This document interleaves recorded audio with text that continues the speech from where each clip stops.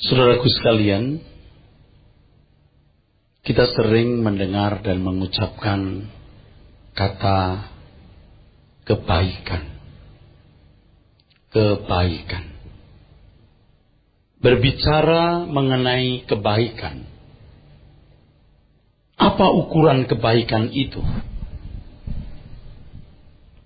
Biasanya saudaraku sekalian, ukuran kebaikan adalah melakukan hukum atau melakukan peraturan-peraturan yang disepakati, disetujui bersama atau dipercayai sebagai ukuran kebaikan. Bila demikian, saudaraku, berarti kebaikan itu bisa relatif. Artinya sesuai dengan konsep hukum yang disepakati, dipercayai, disetujui atau dipercayai bersama. Suatu komunitas mengakui bahwa suatu tindakan itu buruk atau salah. Tetapi komunitas lain bisa berkata beda. Suatu komunitas mengakui bahwa suatu tindakan itu buruk, menilai suatu tindakan itu salah. Tetapi komunitas lain mengakui berbeda. Hal ini sangat tergantung dari konsep mereka masing-masing. Jadi saudaraku sekalian, kebaikan itu juga tergantung subjeknya.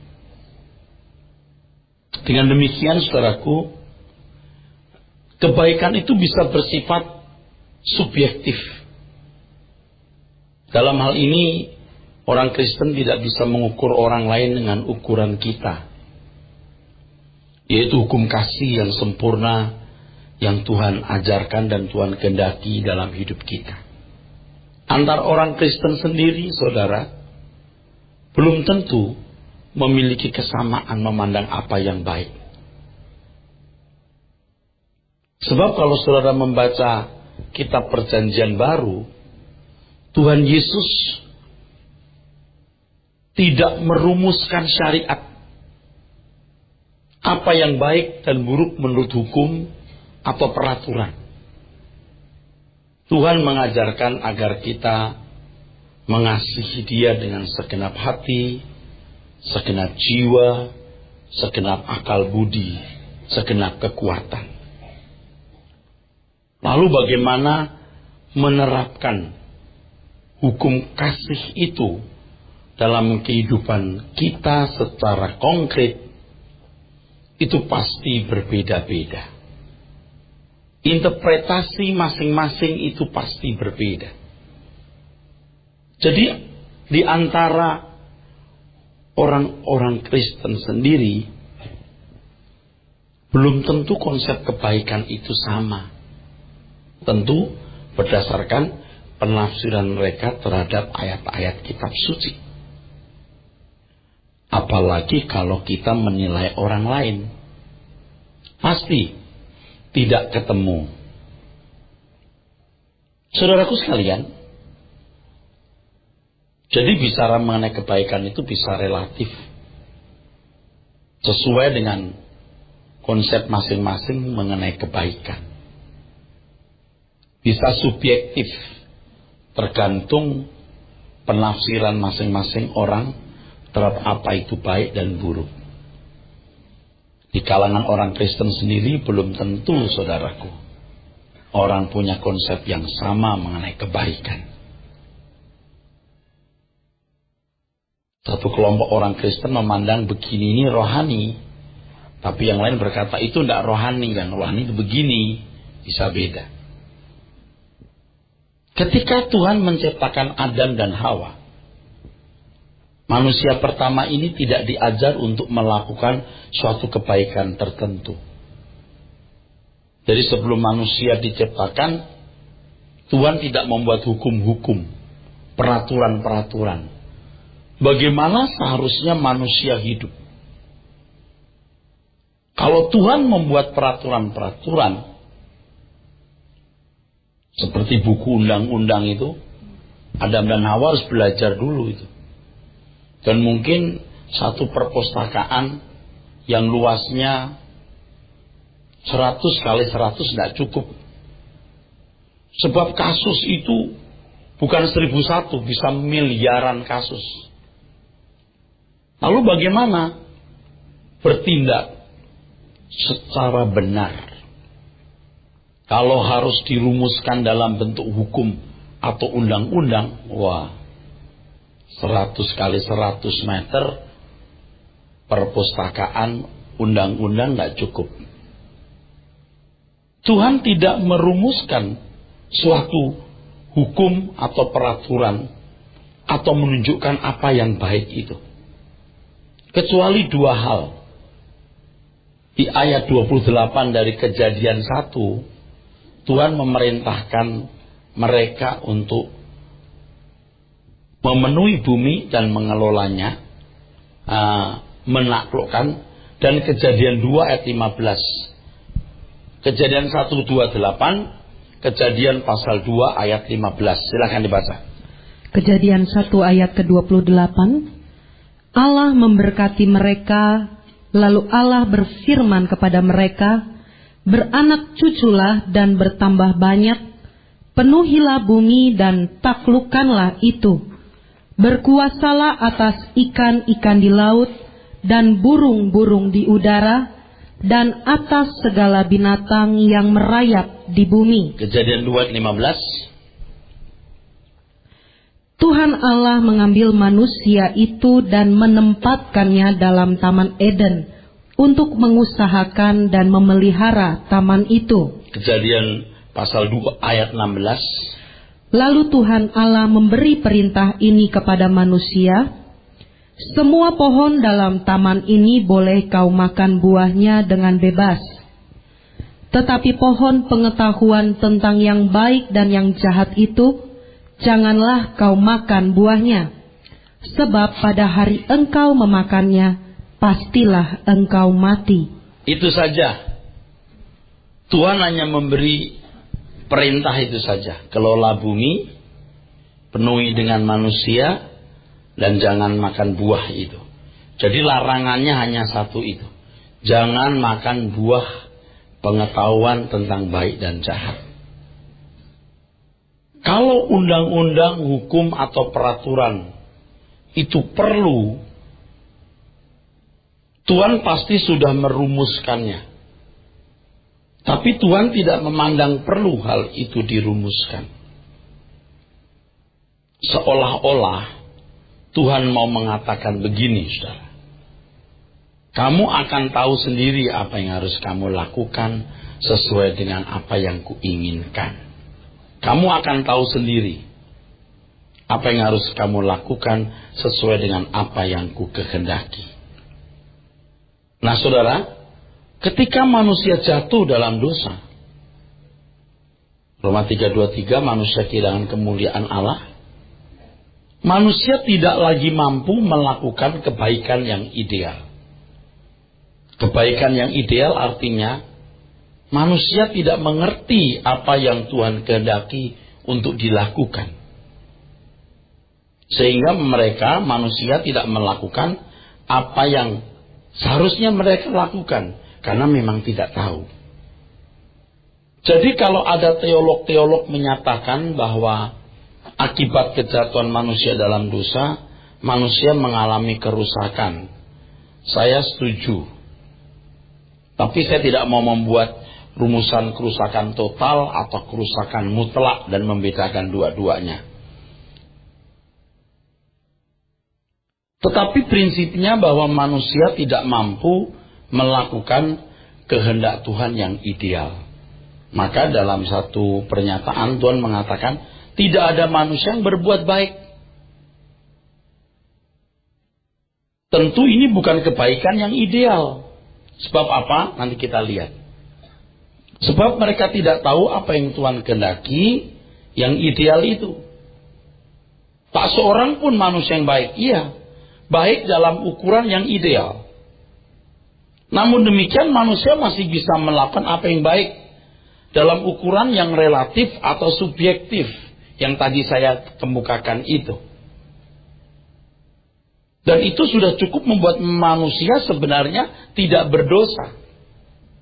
Nah, kalimat tidak berdosa ini mengerikan, saudara. Tapi saya gunakan berhubung dengan Kejadian pasal 4 ayat 7. Coba kita lihat. Kejadian 4 ayat yang ke-7. Apakah mukamu tidak akan berseri jika engkau berbuat baik? Tetapi jika engkau tidak berbuat baik, dosa sudah mengintip di depan pintu. Iya. Kalau kamu tidak berbuat baik, dosa sudah mengintip di depan pintu. Begini saudara ya, manusia walaupun telah jatuh dalam dosa, manusia masih punya nurani. Dari pernyataan ini Tuhan tentu tidak bodoh. Tuhan tidak munafik. Tuhan bicara tulus dan jujur. Coba teruskan. Ia sangat menggoda engkau, tetapi engkau harus berkuasa atasnya. Engkau harus berkuasa atas dosa itu, atas kesalahan tersebut. Berkuasa, marshal, yang artinya dominion, governor, reign, berkuasa, memerintah. Dalam terjemahan King James Version, rule over, atau menguasai. Kau masih bisa. Kenapa enggak bisa? Kau masih bisa. Kalau Tuhan mengatakan ini, Tuhan pasti tidak munafik. Setuju? Kalau Tuhan mengatakan ini, pasti Tuhan bicara benar. Amin? Memang tidak mampu melakukan kehendak Tuhan yang ideal. Nanti kita melihat bahwa manusia perlu ada hukum, maka dikasih Taurat, beri pagar. Tapi untuk umat perjanjian baru tidak perlu lagi hukum itu.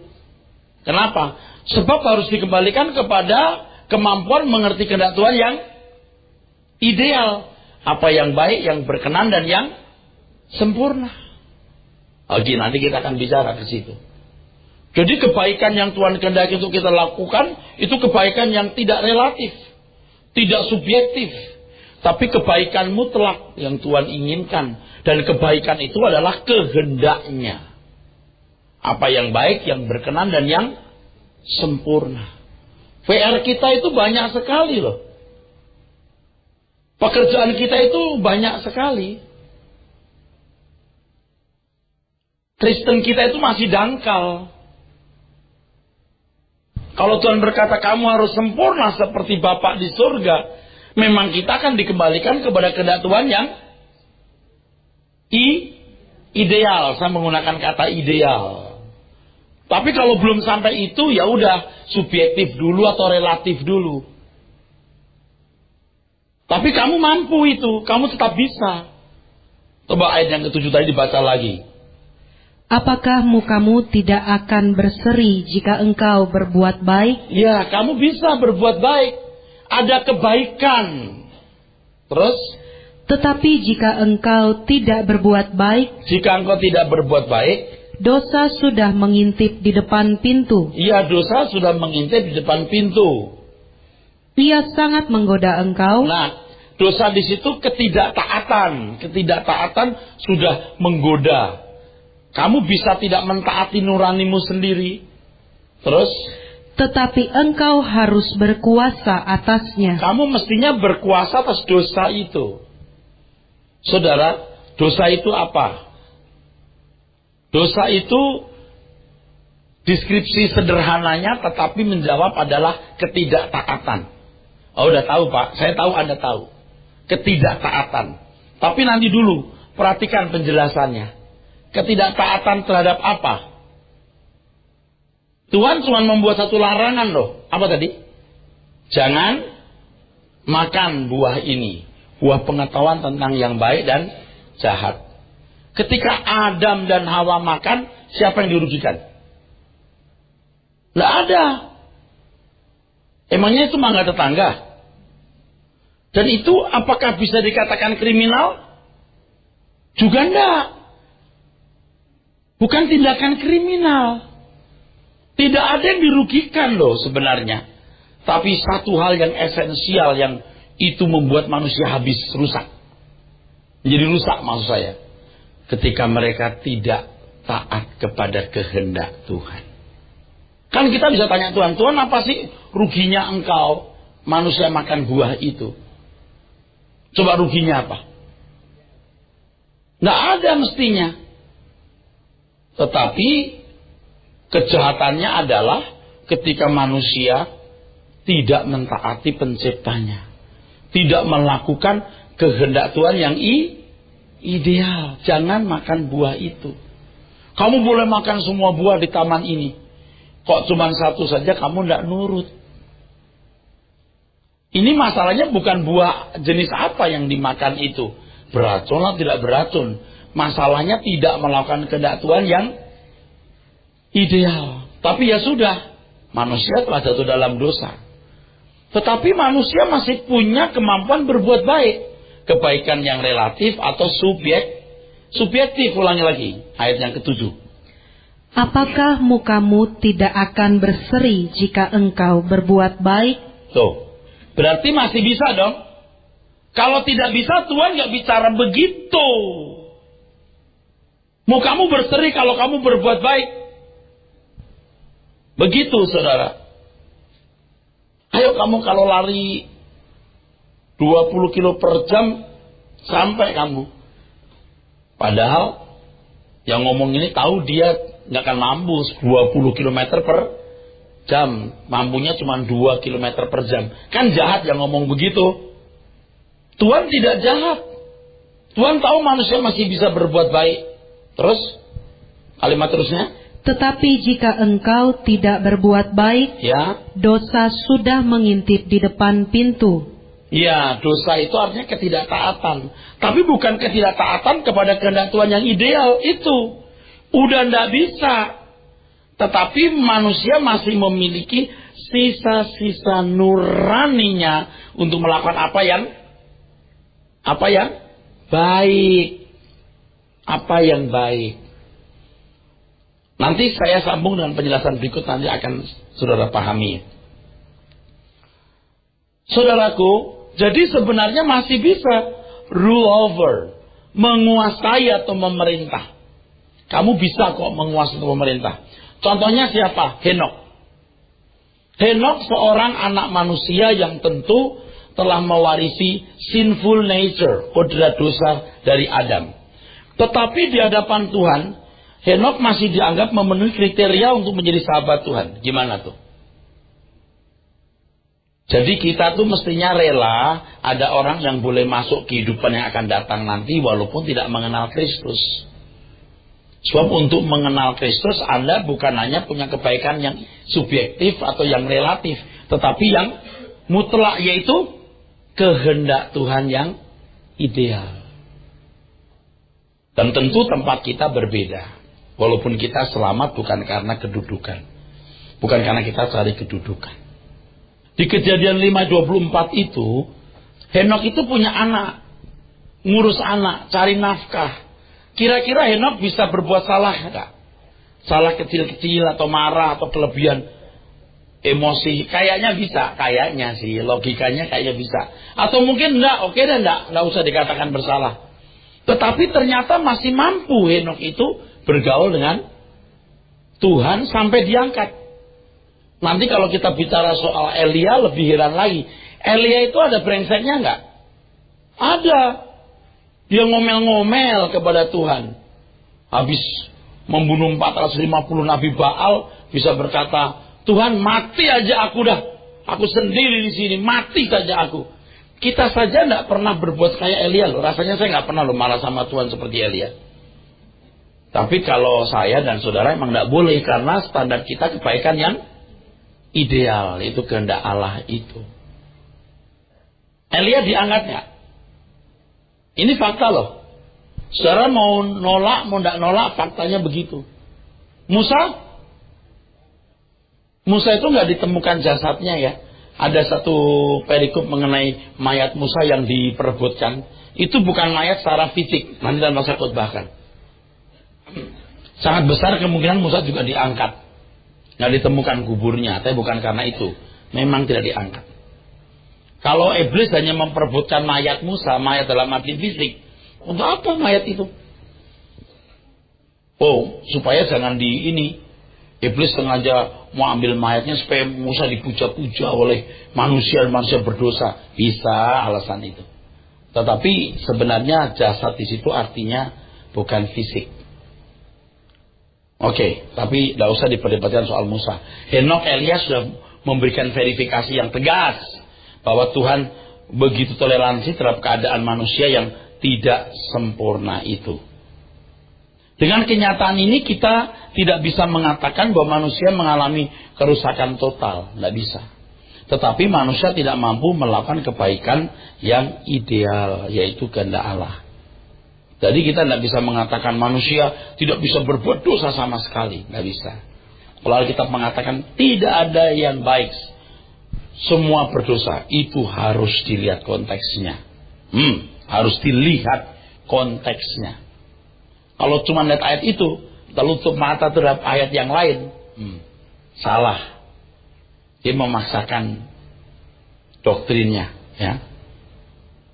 Oleh sebab itu kita hendaknya tidak menghakimi bangsa-bangsa lain atau orang non-Kristen, ya, yang tidak tahu kehendak Tuhan yang ideal dengan ukuran kita.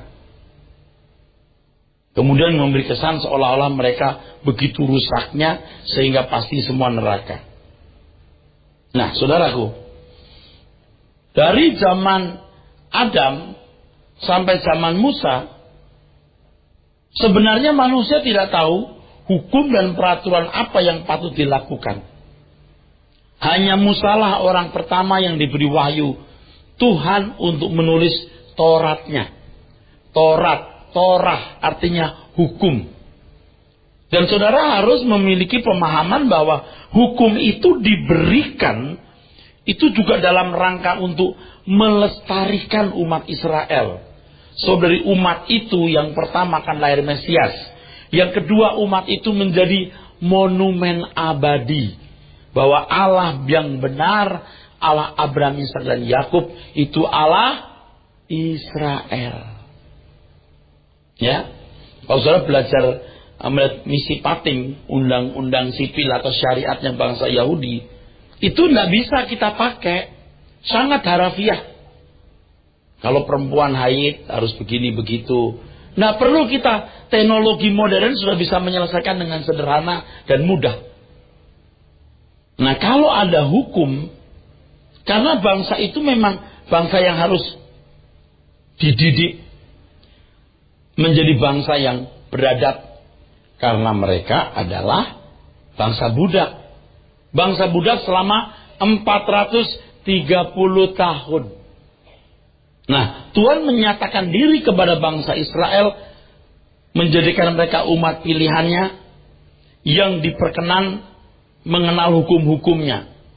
Nah, hukum-hukum itu juga bisa menjadi cermin dari keberadaan Allah yang Maha Kudus.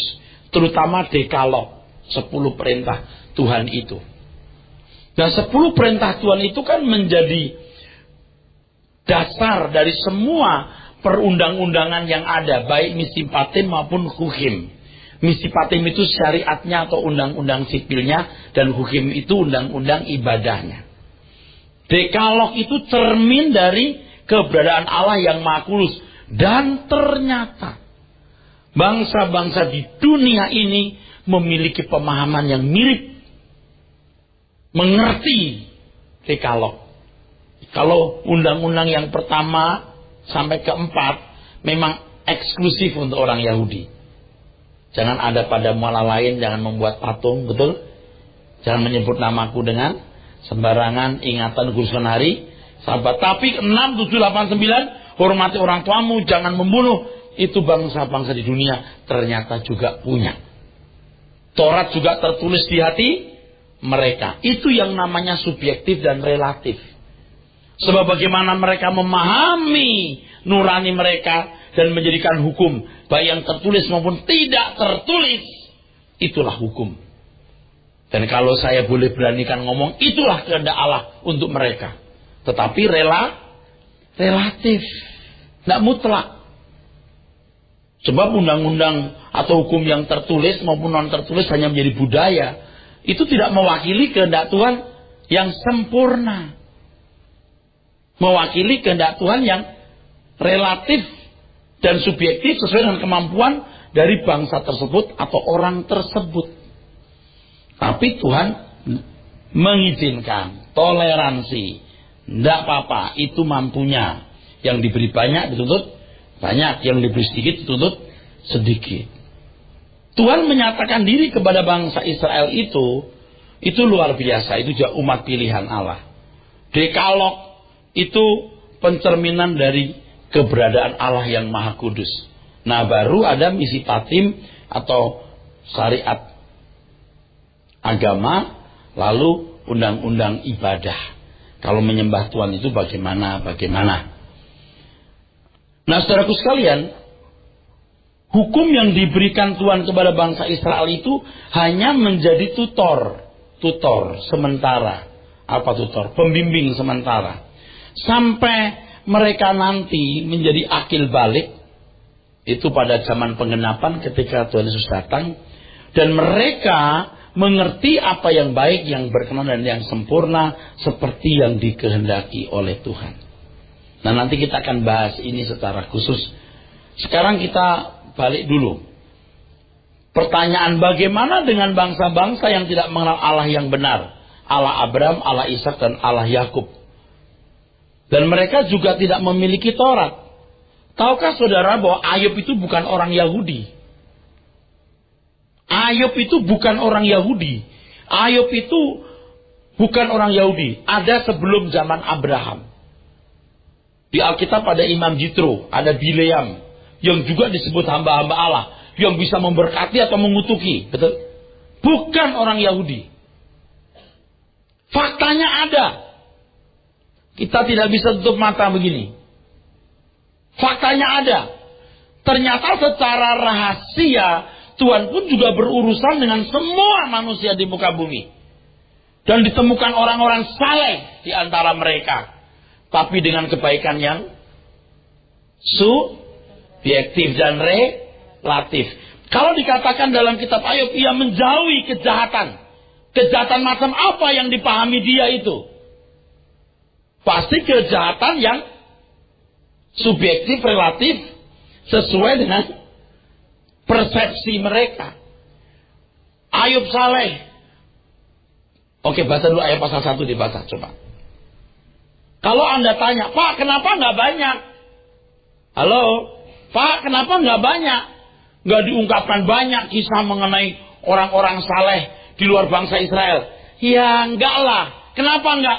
Sebab kitab itu kitabnya orang Yahudi. Itu kitabnya orang Yahudi. Orang Yahudi tidak akan menganggap bangsa lain itu sebagai bangsa yang terhormat. Yang terhormat itu hanya mereka. Tetapi toh demikian tetap muncul nama-nama itu. Yang tidak bisa dikatakan orang kafir sama sekali. Sebab mereka juga bisa mengenal Allah. Ayo pasal 1 ayat berapa? Mari kita lihat ayat 1. Ada seorang laki-laki di tanah Uz bernama Ayub. Orang itu saleh dan jujur. Ia takut akan Allah dan menjauhi kejahatan. Kau kenal? Kau kenal? Sahabat Ayub tiga-tiganya bisa khotbah nggak? Pasti banyak nggak selain 3 sahabat tadi? Kalau dia ngajar orang lain, pasti banyak orang nggak kenal Allah. Allah macam apa yang diajarkan itu kira-kira? Alkitab katakan Allah yang benar. Pak Eras kok ngomongnya aneh-aneh sih gitu. Yang biasa-biasa aja Pak. Oh enggak, ini biasa-biasa aja. Sebab nanti saudara akan saya larikan kepada tuntutan sebagai umat Allah yang harus mengerti kehendak Allah yang ideal.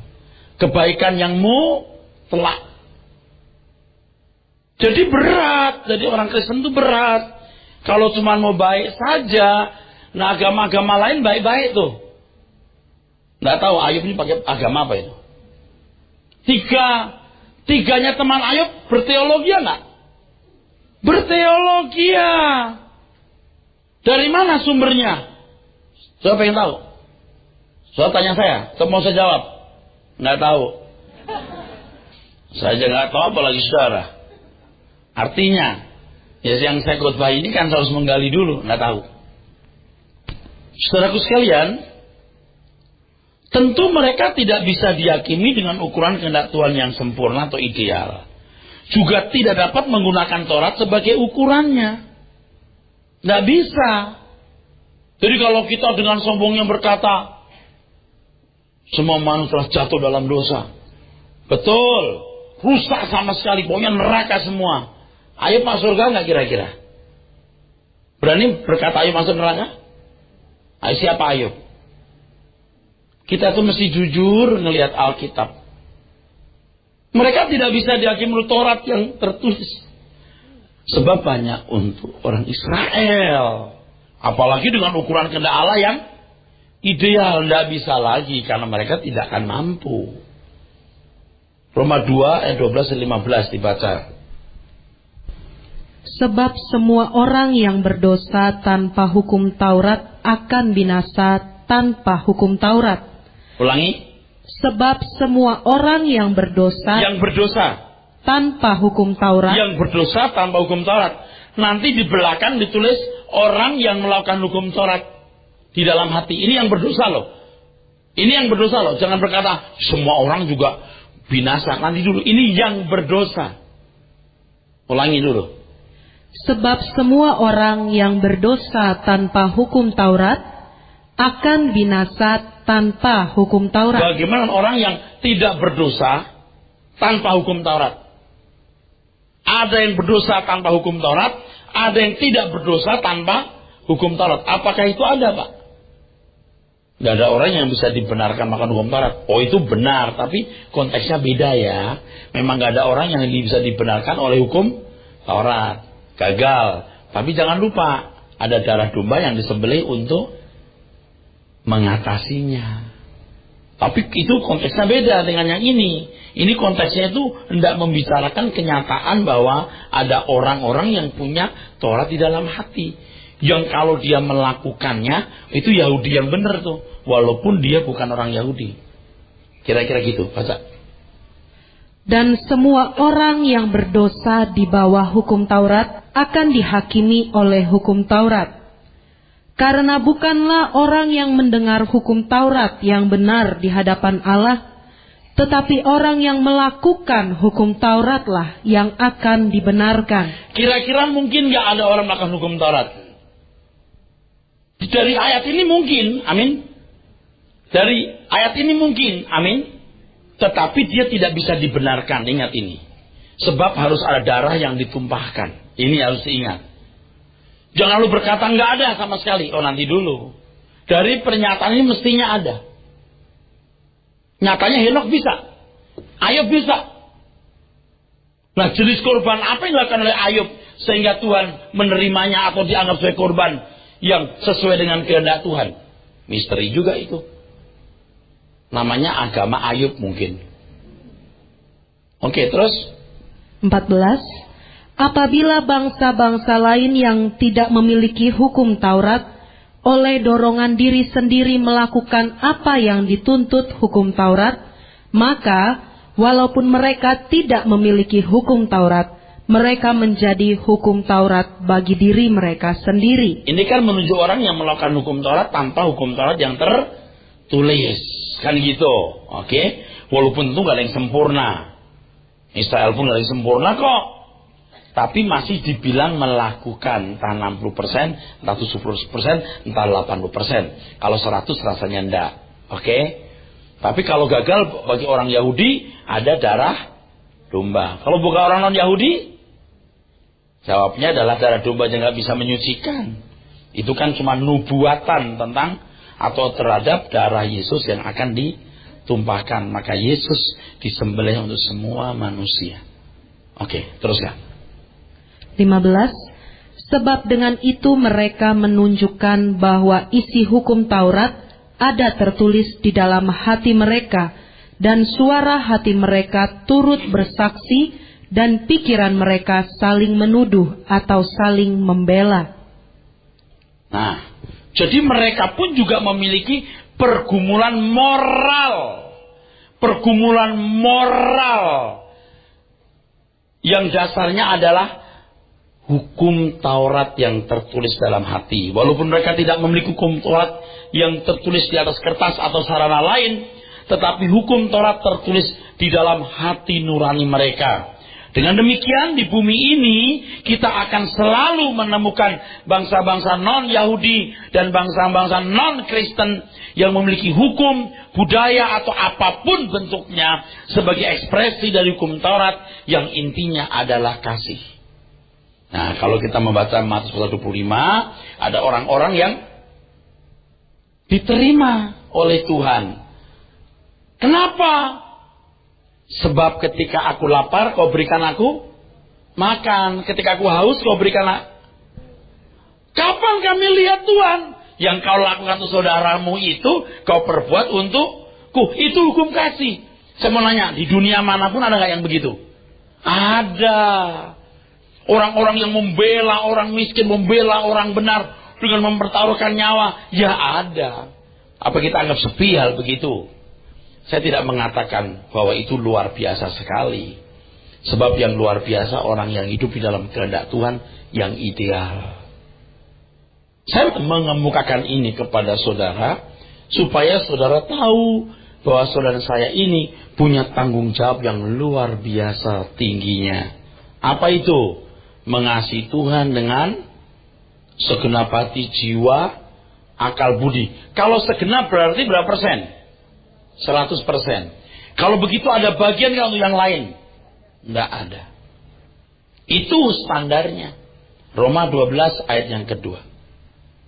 Roma 12 ayat yang kedua. Janganlah kamu menjadi serupa dengan dunia ini, tetapi berubahlah oleh pembaharuan budimu, sehingga kamu dapat membedakan manakah kehendak Allah, apa yang baik, yang berkenan kepada Allah, dan yang sempurna. Oke. Saya boleh kasih satu gambaran tapi mengerikan, saudara. Kalau suka diambil, nggak suka dibuang. Ya. Buah pengetahuan tentang baik dan jahat itu ukuran kehendak Tuhan yang ideal. Nggak relatif, juga nggak subjektif. Itu kehendak Tuhan yang ideal atau sempurna. Pokoknya jangan makan buah ini. Kalau kau makan, mati kan? Matinya karena buah itu beracun atau yang lain? Pasti yang lain. Apanya, saudara? Menginjak-injak kekudusan Tuhan dan tidak mematuhi penciptanya, padahal manusia diciptakan untuk mengerti kehendak Tuhan dan melakukannya. Nah, tadi sudah saya katakan bahwa kita itu, saudaraku, diberi kuasa, maksud saya menjadi anak-anak Allah, untuk mengerti kehendak Tuhan yang ideal dan melakukannya. Dan Tuhan memberi kemampuan itu dengan membangkitkan roh manusia, roh Allah, roh dari Allah yang ditaruh dalam diri kita, dan memberikan Roh Kudus. Itu kemampuan manusia untuk bisa menjadi anak-anak Allah.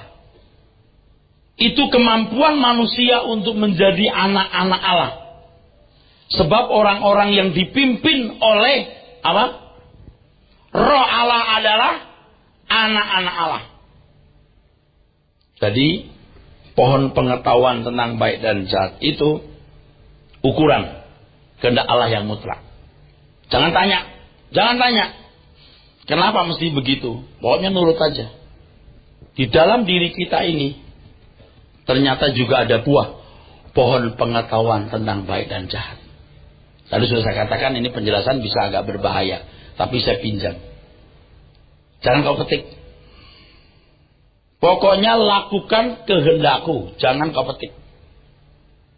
Pohon pengetahuan tentang baik dan jahat itu adalah kehendak kita sendiri. Begitu you memetik buah itu, kamu melakukan kehendakmu sendiri, kamu tidak tunduk, kamu tidak taat kepadaku. Kamu tidak melakukan kehendakku yang ideal. Kata Tuhan, kehendak Tuhan yang ideal. Ya. Tetapi saudara, kita tidak boleh samakan dengan keadaan Adam dan Hawa. Kalau Adam dan Hawa petik buah itu mati, benar.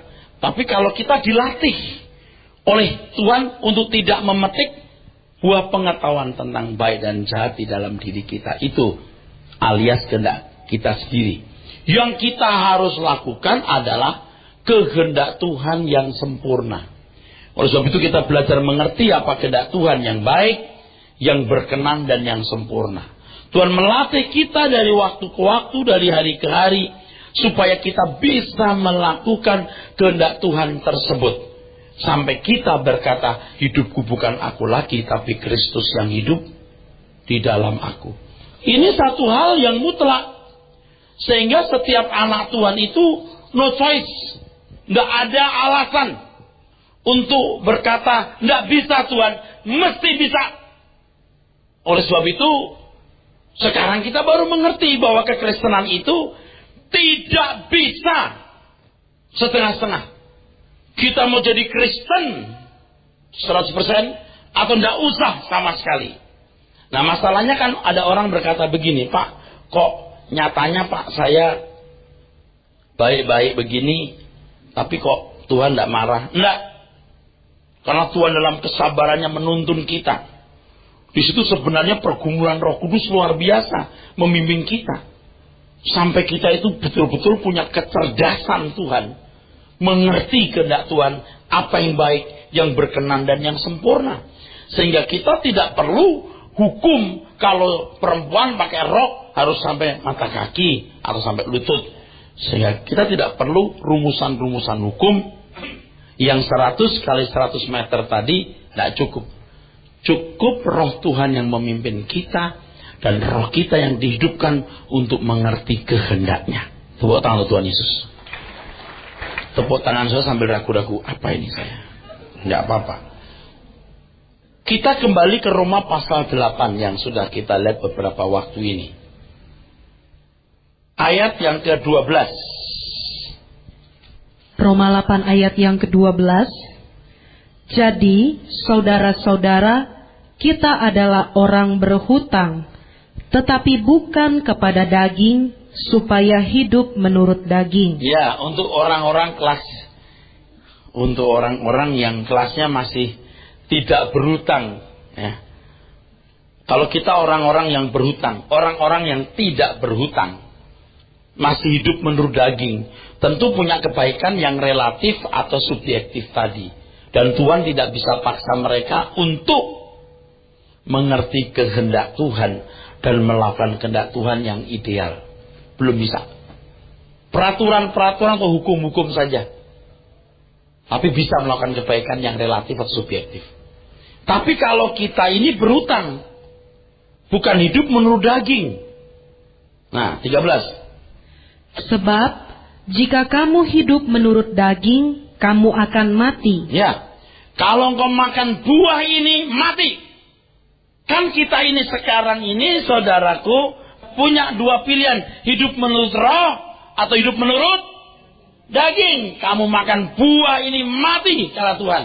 Kalau kamu hidup menurut daging, kamu mati. Tadi waktu saya ngomong, dalam diri kita ada buah pengetahuan tentang baik dan jahat. Saya gitu amat. Nih, baca nih. Ulangi. Ayat yang ke-13. Sebab jika kamu hidup menurut daging, kamu akan mati. Tetapi jika oleh roh kamu mematikan perbuatan-perbuatan tubuhmu, kamu akan hidup. Ini ayat jadi hidup. Saya sebagai pembicara itu belum lulus hidup menurut roh. Saya juga belum lulus. Anda pikir saya sudah lulus? Kalau saya sudah lulus, saya diwisuda alias inna lillahi. Tetapi saya belum lulus. Saya mengajak saudara bersama-sama belajar. Pokoknya harus memilih hidup menurut roh atau menurut daging. Kalau kamu menurut daging, kamu akan mati. Kita itu punya kesempatan besar. Luar biasa. Tapi kalau kesempatan besar ini sia-siakan, ada kerugiannya juga luar biasa. Seperti orang yang punya kesempatan ibarat main judi, maaf ya ini nggak bisa pas betul, tapi saya pinjam ilustrasi. Orang yang main judi kelas 1000, 2000, 3000 gitu, hati-hati bisalah menang. Tapi kalau Anda pertaruhannya itu triliun. Bukan kelas 1000, 2000, triliun. Kalau kamu tidak menang, kamu rugi. Ruginya triliun. Karena pertaruhannya triliun rupiah. Kalau hanya 1000, 2000, 1-2 juta lah. Masih kecil.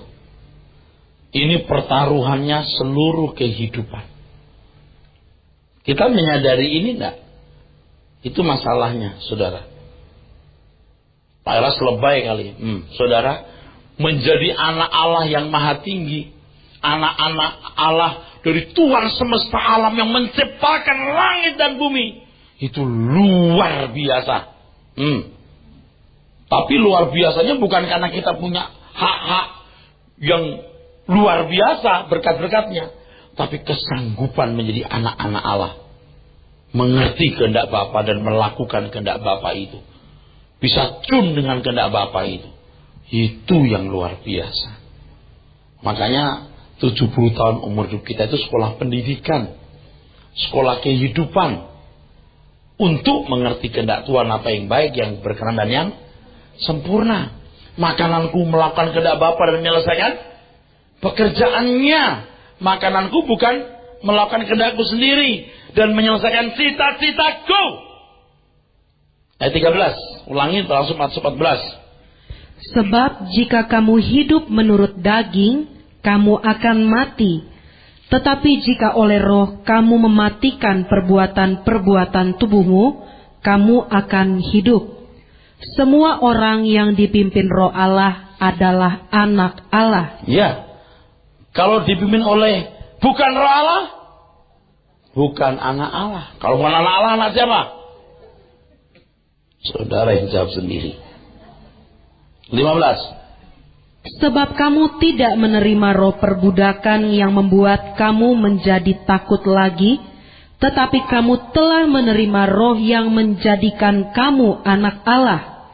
Oleh roh itu kita berseru, ya Aba, ya Bapa. Terus. Roh itu bersaksi bersama-sama dengan roh kita bahwa kita adalah anak-anak Allah. Terus. Dan jika kita adalah anak, maka kita juga adalah ahli waris. Maksudnya orang-orang yang berhak menerima janji-janji Allah yang akan menerimanya bersama-sama dengan Kristus, yaitu jika kita menderita bersama-sama dengan Dia, supaya kita juga dipermuliakan bersama-sama dengan Dia. Kalimat-kalimat ini yang terakhir ini cukup saya ringkas dengan satu pernyataan. Bahwa kita dimampukan hidup seperti Yesus hidup. 3,5 tahun pelayanan Tuhan Yesus cukup mengilhami atau memberikan kita inspirasi untuk hidup sebagai anak-anak Allah yang maha tinggi. Untuk mengerti kehendak Tuhan dan melakukan kehendak Tuhan yang ideal itu. Bukan kebaikan yang relatif atau subjektif. Amin.